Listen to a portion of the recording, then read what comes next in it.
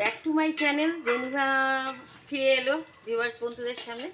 এই দেখুন আমার মাংসটা লেমন চিকেন, গ্রিন চিল্লি লেমন চিকেন রেডি। এবার আমি এর উপরে আর একটু টক দই গার্নিশের জন্য দেব, আর দেব যে লঙ্কা বাটাটা, কাঁচা লঙ্কা বাটাটা রেখেছিলাম সেইটা দেব।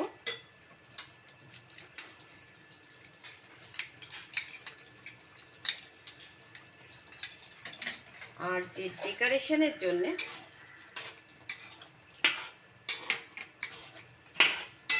আমি এখানে এই গন্ধরাজও ব্যবহার করেছি।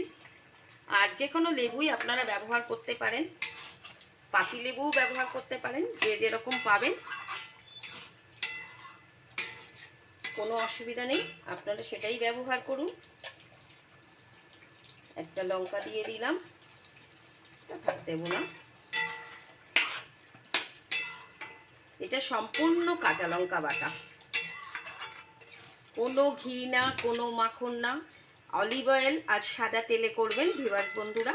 গরমকালে গরম লাগবে না। আর এবার আমি একটু জল দিয়ে দেব, দিয়ে আমি এটাকে একটু ফুটিয়ে নেব, জাস্ট এক ফোঁটা, 1 মিনিট থেকে 2 মিনিট, তাহলে এটা লেগে যাবে।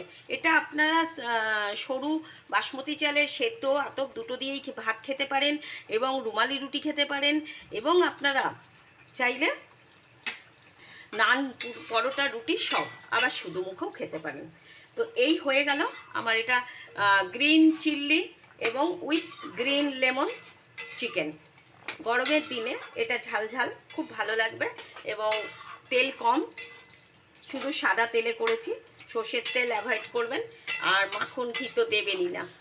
তো ভিউয়ার্স বন্ধুরা, আপনারা দেখুন আমার এই রেসিপিগুলো আমি কেমনভাবে সহজ পদ্ধতিতে জেনিভা ডেলিশিয়াস ফুডে রেডি করি। তো আপনাদের ভালো লাগলে আপনারা আমাকে লাইক করুন, শেয়ার করুন, সাবস্ক্রাইব করুন। থ্যাংক ইউ সো মাচ, ধন্যবাদ। I will back to my channel Geneva delicious ফুডের সার্ভিং প্লেটে আমি ফিরে আসবো।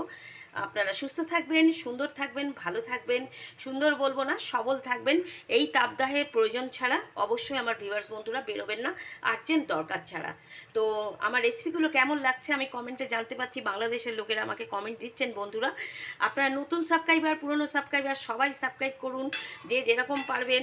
করার পরে দেখুন আমার রেসিপিগুলো, ইনগ্রিডিয়েন্টসগুলো আমি এবার এই যে লেবুগুলো কাটা ছিল এগুলো আমি দিয়ে দেবো, দিয়ে একটু জল দিয়ে দেবো, বাস আমার রান্না ready. Green chilli chicken with lemon chicken ready.